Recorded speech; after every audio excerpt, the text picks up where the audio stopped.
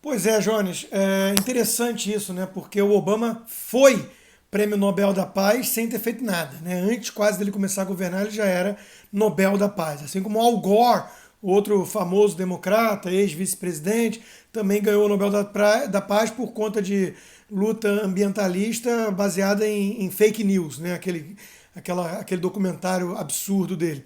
Então é óbvio que existe um viés aí, né? O Prêmio Nobel da Paz já foi dado até para o Yasser Arafat, terrorista.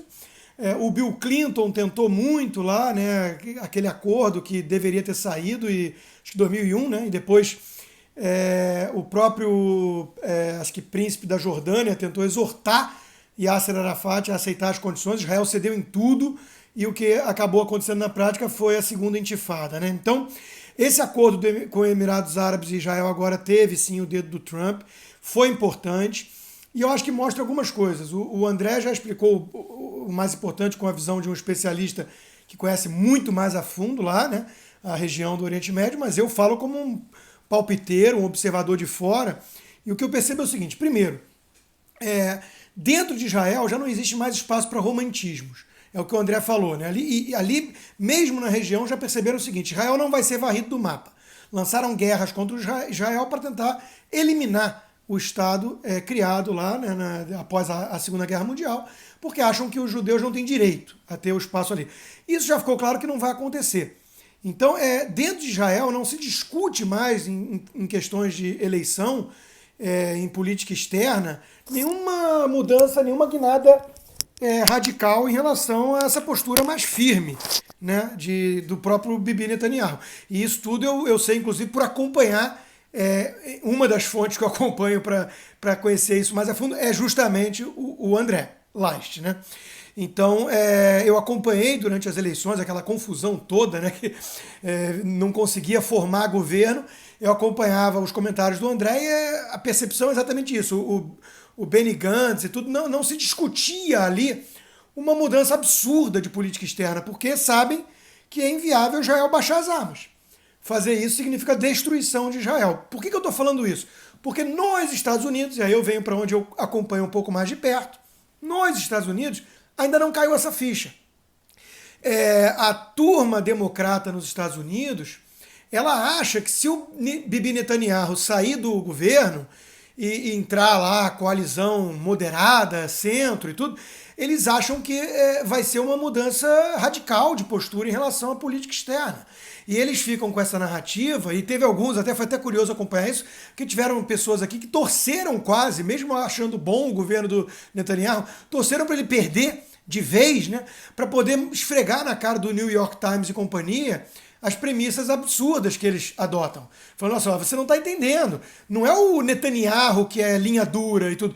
É Israel inteiro que precisa se defender para sobreviver no meio de um bando de vizinho hostil. Então, esses avanços que a gente consegue ver hoje em acordos e tudo, de paz, eles são graças a uma postura de Israel que foi sedimentada, que não está mais em debate, de que é o seguinte: olha, aqui não vai ter moleza, aqui não vai ter ninguém tomando chá das 5 com o Hamas e com o Hezbollah e com o Irã e com o Soleimani. Aqui nós vamos aplaudir quando o Soleimani for morto pelos Estados Unidos, em vez de ficar com o discurso histérico de vários democratas que falam, Terceira Guerra Mundial e tudo. Não. Em Israel existe uma consolidação da mentalidade de que a política externa precisa da firmeza, da linha dura e da ameaça crível de retaliação, com violência, se preciso for, para não ser atacado, para não ser varrido do mapa. Então, o que me chama a atenção nessa história toda, e eu pego o gancho com a história do Prêmio Nobel, é porque hoje o que me deixa perplexo, Jones, é pensar quem que ainda é simpático a Israel, judeu, que entende a importância da existência de Israel e que vota no Partido Democrata. Porque a cada nova rodada de eleitoral e tudo, os democratas deixam muito claro que vem cedendo a uma mentalidade que, se colocada em prática em Israel, seria o fim de Israel. E não só isso, as bases mais militantes do Partido Democrata, aquele esquadrão, como ficou conhecido, são antissemitas notórios. Você pega Ilhan Omar, você pega Rashid Tlaib, você pega a própria Alessandra Ocasio-Cortez, esse pessoal anda junto com gente ligada ao Hamas.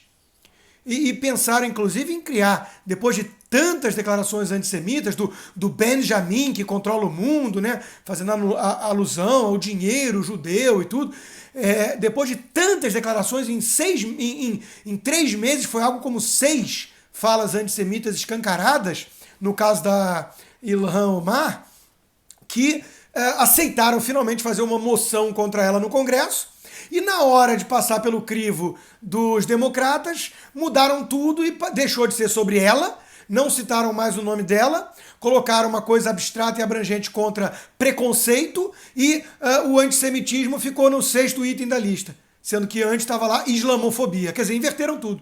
Então, isso é o Partido Democrata hoje. Hoje é um partido alinhado com uma pauta de destruição de Israel. Aderem à questão do boicote, que é a nova campanha antissemita disfarçada de antisionismo, de abusos de Israel. Então, o que não dá para entender é isso. É o judeu ou o simpatizante de Israel que ainda está de olhos vendados para esse viés todo que envolve esse establishment, que envolve ONU, que envolve Prêmio Nobel e que envolvem os democratas. A ONU, por exemplo, a ex-embaixadora indicada pelo Trump na ONU, a Nikki Haley, ela foi muito dura em relação a essa questão, defendeu com unhas e dentes Israel, enquanto que na gestão anterior do Obama, isso inclusive chocou ela, consta na biografia dela, né? With all due respect, ela chocada com a postura anterior, com o staff anterior que estava lá indicado pelo Obama, que adotava uma linha de fechar os olhos para o principal aliado.